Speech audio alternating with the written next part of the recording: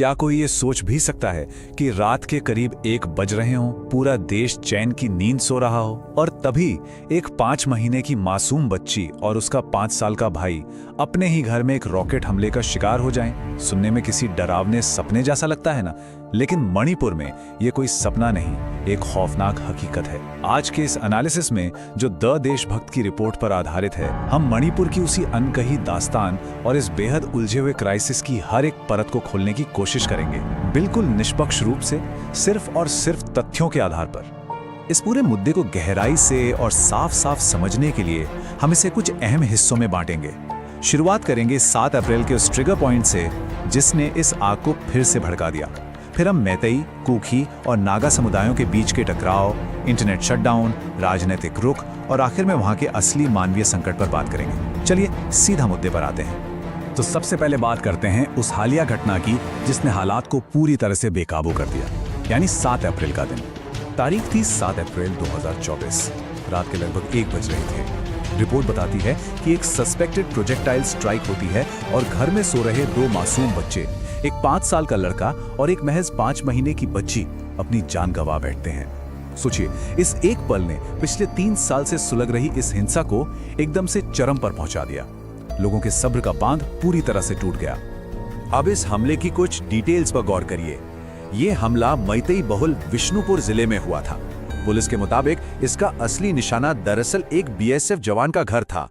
लेकिन जो बात सबसे ज्यादा हैरान करने वाली है वो ये कि यह प्रोजेक्टाइल सिर्फ 100 मीटर की दूरी से दागा गया था और वो जगह एक हेविली गार्डेड बफर जोन से सिर्फ 1 किलोमीटर दूर थी।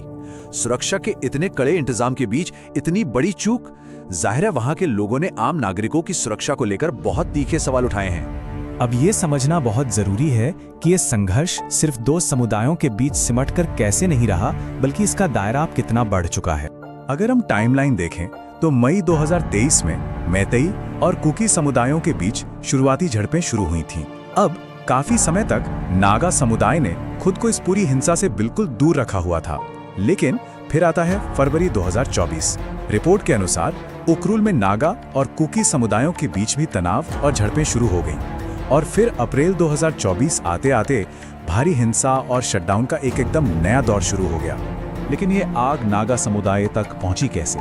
फरवरी में एक नागा ग्रामीण पर कथित हमला होता है। फिर मार्च में दोनों समुदायों के बीच लोगों को बंधक बनाने की खबरें सामने आती हैं।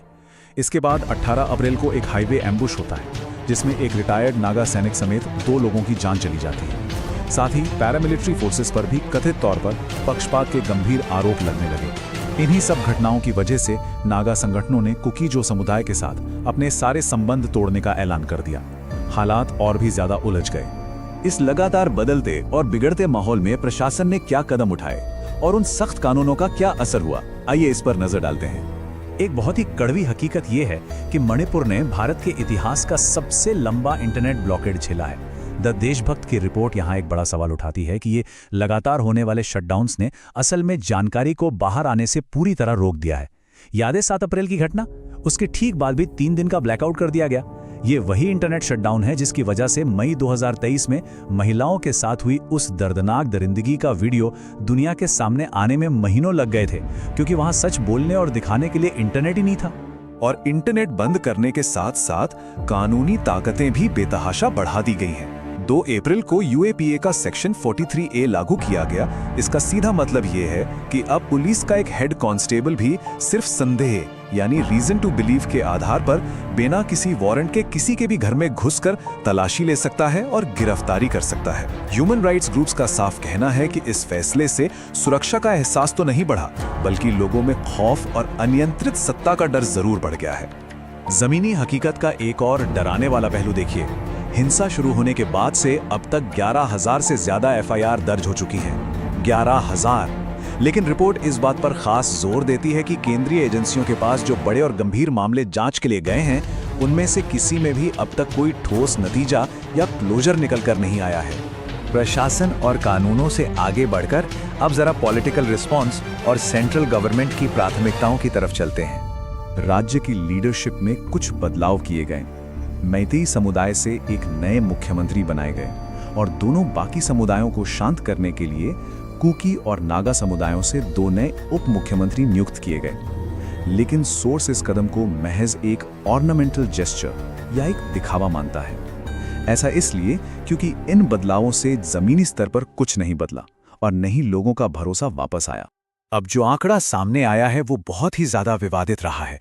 रिपोर्ट बताती है कि मणिपुर में जो सेंट्रल आर्म्ड पुलिस फोर्सेस तैनात थीं, उनका लगभग 30% हिस्सा वहां से हटाकर पश्चिम बंगाल के चुनावों में भेज दिया गया। सिर्फ 70% फोर्स वहां छोड़ी गई। एक ऐसा राज्य जो हर तरफ से चल रहा हो, वहां से इतनी भारी मात्रा में सुरक्षा बलों को चुनाव के लिए हटा लेना जाहिर तौर पर आलोचना का एक बहुत बड़ा केंद्र बन गया। और इसी स्थिति पर द देशभक्त ने जो सबसे तीखी बात कही है, उसे बिल्कुल उनके ही शब्दों में निष्पक्षता से देखें तो वो कहते हैं, जब मणिपुर का एक हिस्सा जल रहा था तब गृह मंत्रालय को लगा कि वहां से कंपनियों को हटाकर पश्चिम बंगाल भेजना सही है, क्योंकि शायद एक संवेदनशील सीमावर्ती राज्य को सुरक्षित करने से ज्यादा जरूरी वोट थे। ये सीधा बयान हमारी पॉलिटिकल प्राथमिकताओं पर एक बहुत बड़ा सवाल खड़ा कर देता है। राजनीति और प्रशासन के इन आंकड़ों से थोड़ा हटकर अब इस रिपोर्ट के सबसे दर्दनाक हिस्से पर आते हैं, वहां की जमीनी हकीकत और असली मानवीय संकट। आज मणिपुर पूरी तरह से एक जीरो ट्रस्ट एनवायरनमेंट बन चुका है। कोई किसी पर भरोसा नहीं कर रहा।